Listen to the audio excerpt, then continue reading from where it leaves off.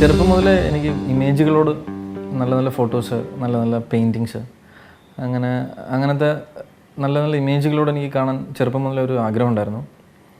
പിന്നെ അതുപോലെ തന്നെ എൻ്റെ ഒരു സ്കൂളിൽ തൊട്ടുള്ള ഒരു ആഗ്രഹമാണ് ഒരു സിനിമാറ്റോഗ്രാഫർ ആവുക എന്നുള്ളത്. ലിറ്ററലി പറഞ്ഞാൽ ഒരു 5th 6th സ്റ്റാൻഡേർഡ് പഠിക്കുമ്പോൾ തൊട്ടുള്ള എൻ്റെ ഒരു ആഗ്രഹമാണ് ഒരു സിനിമാറ്റോഗ്രാഫർ ആവുക. സ്ക്രീനിൽ സിനിമാറ്റോഗ്രാഫറുടെ പേര് വരുമ്പോൾ ഞാൻ എൻ്റെ പേരൊക്കെ വെച്ച് ഇങ്ങനെ ആലോചിച്ച് നോക്കിയിട്ടുണ്ട്.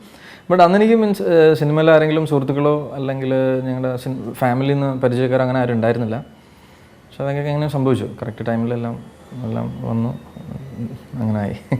വിക്ടർ ജോർജ് സ്മാരക ഫോട്ടോഗ്രാഫി എന്ന് പറഞ്ഞ കോമ്പറ്റീഷനിൽ എനിക്ക് സ്റ്റേറ്റ് ലെവൽ പ്രൈസ് ഉണ്ടായിരുന്നു 2 തവണ. അപ്പോൾ അതിനുശേഷം പ്രസ് ഫോട്ടോഗ്രാഫി അല്ലെങ്കിൽ പ്രസ് അങ്ങനെ ഒരു ആഗ്രഹമായിട്ടൊക്കെ അങ്ങനെ ഇരിക്കുന്ന സമയത്ത് എനിക്ക് ഫിലിം ഇൻസ്റ്റിറ്റ്യൂട്ടിൽ അഡ്മിഷൻ കിട്ടി ബാംഗ്ലൂർ. അവിടെ കർണാടക ഗവൺമെൻറ്റിൻ്റെ ഫിലിം ഇൻസ്റ്റിറ്റ്യൂട്ട് ഉണ്ട് ബാംഗ്ലൂർ. അവിടെ ഒരു 3 year ഡിപ്ലോമ ചെയ്യാനുള്ളൊരു അഡ്മിഷൻ കിട്ടി. അങ്ങനെ ഞാൻ അവിടെ കോഴ്സ് കംപ്ലീറ്റ് ചെയ്തു. അത് കഴിഞ്ഞിട്ട് ഞാൻ അവിടെ സമീർ താഹിറിനെ അസിസ്റ്റ് ചെയ്യാനായിട്ട് വീണ്ടും എറണാകുളത്തെത്തി. അങ്ങനെ ബിഗ് ബി എന്ന് പറഞ്ഞ സിനിമയിൽ അസിസ്റ്റ് ചെയ്തു. അത് ഞാൻ 2nd year പഠിക്കുമ്പോഴാണ് ബിഗ് ബി. അതിൽ അങ്ങനെ സമീറിനെ അസിസ്റ്റ് ചെയ്തു. അതിനുശേഷം ഡാഡി കൂൾ, പിന്നെ അപ്പോൾ ഞങ്ങളുടെ കൂടെ ഉണ്ടായിരുന്ന അസോസിയേറ്റ് ആയിട്ടുണ്ടായിരുന്ന സതീഷ് കുറുപ്പ്, ഷൈജു ഖാലിദൻ, സതീഷ് കുറുപ്പൊക്കെ അവരൊക്കെ സുഹൃത്തുക്കൾ തന്നെയാണ്. അപ്പം ഷൈജു ആദ്യമായിട്ട് ഇൻഡിപെൻഡൻ്റ് ആയ പടത്തിൽ ഞാനായിരുന്നു അസോസിയേറ്റ് ക്യാമറമാൻ ട്രാഫിക്കിൽ. പിന്നെ അപ്പം സമീർ താഹിർ ഒരു സിനിമ ഇങ്ങനെ പ്ലാൻ ചെയ്യും, ഞങ്ങളൊക്കെ ഒരുമിച്ചിരുന്ന് സംസാരിക്കും. അങ്ങനെ ഒരു സിനിമ പ്ലാൻ ചെയ്തപ്പം അത് എന്നെ ഏൽപ്പിച്ചു ക്യാമറ ഏരിയ. അങ്ങനെയാണ് ആദ്യത്തെ സിനിമ ചെയ്യുന്നത്. ഞാൻ ആക്ച്വലി കോളേജിൽ പഠിക്കുന്ന സമയത്ത് ബ്ലാക്ക് എന്ന് പറഞ്ഞൊരു സിനിമ ലൊക്കേഷനിൽ അതിൽ സ്റ്റിൽ ഫോട്ടോഗ്രാഫർ എന്ന സുനിൽ ഗുരുവായൂർ, സുനിലേട്ടൻ്റെ കൂടെ അസിസ്റ്റ് ചെയ്യാനായിട്ട് ഇങ്ങനെ. അപ്പോൾ എനിക്ക് ആക്ച്വലി സിനിമാറ്റോഗ്രാഫി തന്നെ താല്പര്യമാണ്, പക്ഷേ എനിക്ക് എത്തിപ്പെടാനുള്ളൊരു ഒരു മാർഗ്ഗം ഉണ്ടായിരുന്നില്ല. അപ്പം സുനിലേട്ടൻ്റെ കൂടെ ഇങ്ങനെ അസിസ്റ്റ് ചെയ്തിരുന്നു. അപ്പോൾ അന്ന് ഞാൻ സുനിലേട്ടൻ്റെ അടുത്ത് സംസാരിച്ചിരുന്നു, എനിക്കിങ്ങനെ ക്യാമറമാൻ ആരുടെയെങ്കിലും ഒരു സിനിമാറ്റോഗ്രാഫറുടെ കൂടെ അസിസ്റ്റ് ചെയ്യാനാണ് താല്പര്യം എന്ന് ഞാൻ അദ്ദേഹത്തിൻ്റെ അടുത്ത് പറഞ്ഞിരുന്നു.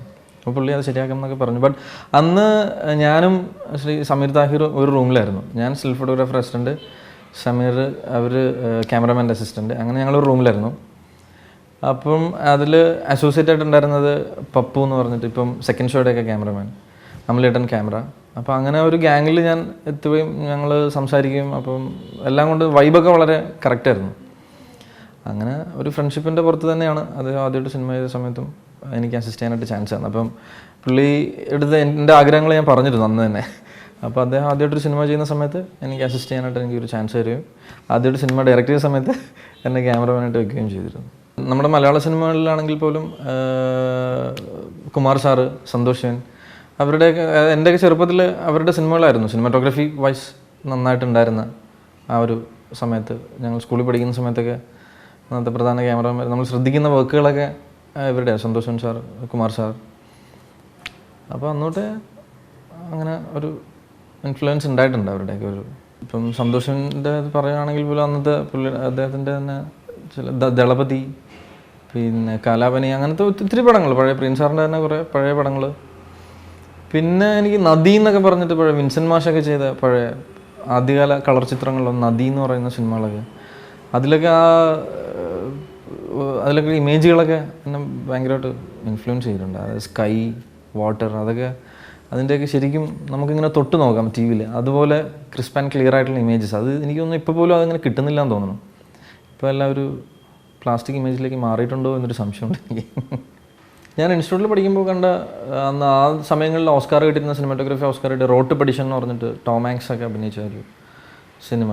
അത് ഭയങ്കര നീറ്റ് ഒരു വർക്കാണ്, ഒരു ഗിമ്മിക്സുകളൊന്നും ഇല്ലാണ്ട് സ്റ്റോറീനെ മാത്രം കൊണ്ടുപോകുന്ന ഭയങ്കര നീറ്റ് ആൻഡ് ക്ലീൻ വർക്കാണ്. അങ്ങനത്തെ പടങ്ങൾ എനിക്ക് തോന്നുന്നത് എന്നും ഏത് വർഷം കണ്ടാലും അത് ആ വർക്ക് സ്റ്റാൻഡ് ഔട്ട് ചെയ്യുന്നുണ്ട്. നമ്മളൊരു ഗിമ്മിക്സിൻ്റെ, അതാണ് അവിടെയൊക്കെയാണ് ഗിമ്മിക്സിൻ്റെ ചില പ്രശ്നങ്ങൾ. അതായത് നമ്മളൊരു ഒത്തിരി ഗിമ്മിക്സുകളൊക്കെ കാണിച്ച് ഒരു വർഷം കഴിയുമ്പോൾ അത് പിന്നെ കാണുമ്പോൾ അത് ഭയങ്കര ബോറായിട്ട് നമുക്ക് തന്നെ തോന്നും, അയ്യേ നമ്മളെന്തായി ചെയ്തിരിക്കുന്നത്. പിന്നെ അത് സ്റ്റോറിയുടെ ഒരു ആവശ്യമാണ്, അതനുസരിച്ചിട്ടാണ്. ഇപ്പോൾ ഈ റോട്ട് പെഡിഷൻ എന്ന് പറഞ്ഞ മൂവി അത് ഭയങ്കര നീറ്റ് ആൻഡ് ക്ലീൻ ഒരു വർക്കാണ്. അത് ആ വർഷത്തെ ഓസ്കാർ കിട്ടിയൊരു മൂവിയാണ്. അത് നമ്മളിപ്പോൾ കണ്ടാലും നല്ല വർക്ക്, അതിപ്പോഴും സ്റ്റാൻഡ് ഔട്ട് ചെയ്യുന്നില്ല അങ്ങനത്തെ വർക്കുകൾ.